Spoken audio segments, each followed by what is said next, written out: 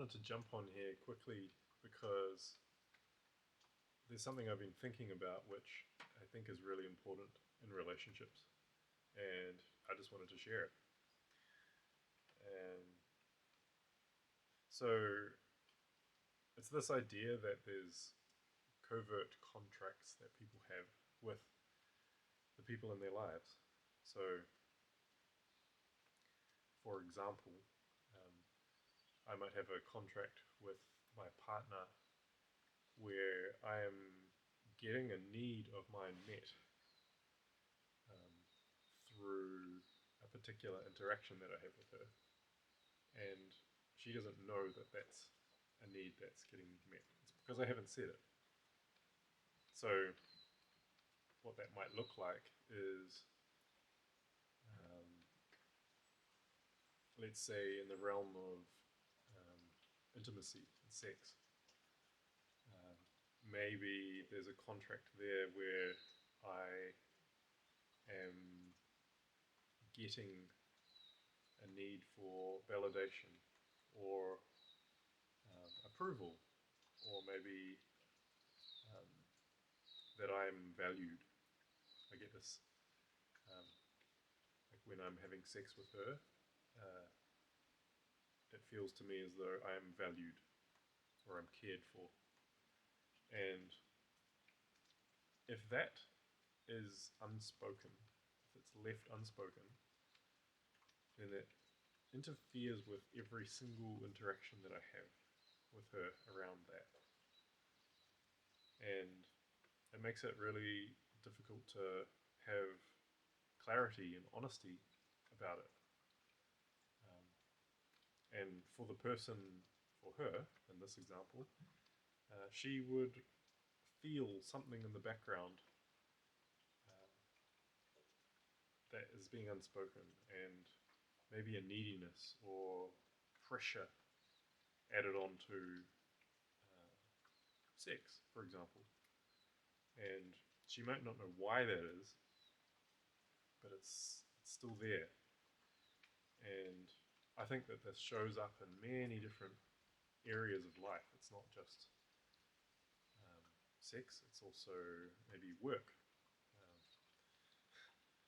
I can imagine, I think that when I'm doing coaching work with people, there's a need there for me of, I feel valued. I feel like what I do makes a difference. It's meaningful. And if that feels like there's a need in me which is not being met, and I do this, I do coaching work so that I can meet that need um, without making it explicit. It can, it's kind of tainted. It's not a it's not a pure intention of coaching because it feels good. It's coaching because it comes from a place of I don't feel valued, or I don't feel like my life means anything unless I do this. And I believe that we humans have many of these needs, and we have strategies for meeting those needs, and we don't necessarily make it explicit. We don't even necessarily know that the strategies that we're using are actually for meeting those needs, unless we dig into them a little bit. So, what I'm suggesting here is that bringing some consciousness to the the needs that get met when I do anything in my life can make it feel um, just a lot clearer, and especially for the person who is involved with you in this, whatever you're doing.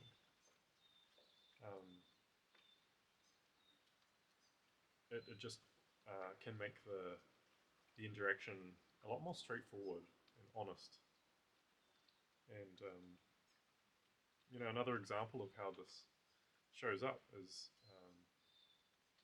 I know someone who's has this interaction with their mother that feels really difficult, and it's actually because there's a need for validation that is this person's trying to meet in every interaction they have with their mother.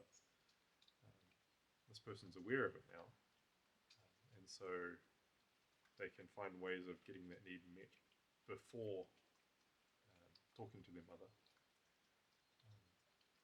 so that it doesn't, his mother doesn't have to um, feel the pressure of that. And actually, yeah, here's another example. I have a daughter, and I've noticed there was a secret need in me that she gives my life meaning, and um, I was noticing there was lots of behaviors that I was like, yeah, doing that were actually just ways of me trying to get um, time with her so that my life would have more meaning. And yeah, I'm not saying there's anything wrong with that, but I'm saying that there can be real impacts on other people uh,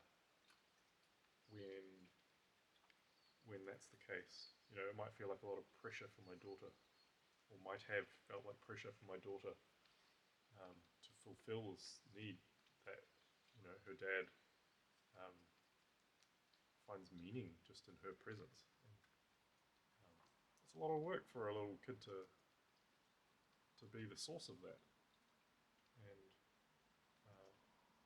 I think it can kind of let other people off the hook, and it can really depressurize a situation um, when those needs are recognized and then even spoken about. Um, if I have a conversation with my partner about sex, it's like um, there's actually a need in here for me to feel valued and wanted and loved, and if I can own that without being ashamed of it, and just put it out there without putting any pressure on her to meet those needs, then um, it's a much healthier interaction. And the alternative really is like holding the secret need and then actually not having it met through those strategies. I can never really feel as though I'm valued and wanted and loved through sex. And so it's just, it's like there's a hole there, and if that hole is not acknowledged, then it can control my interactions with people, and it's just icky. So yeah, just wanted to share that and um, offer a reflection,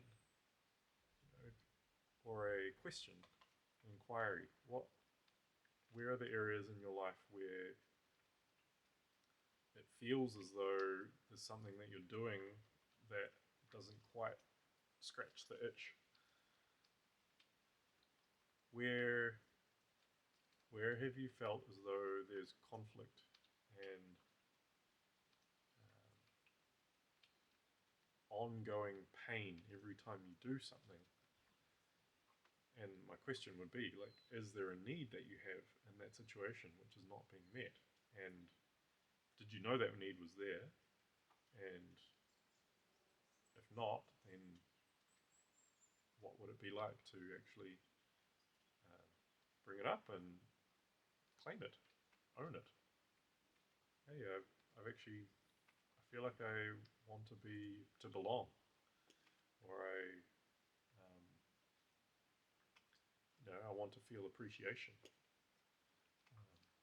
I want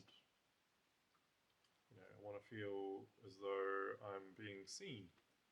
These are all things that can sit there in the background. So, yeah, my invitation is just to ask if that's there for you, and what might happen if you owned it, and even communicated it with other people.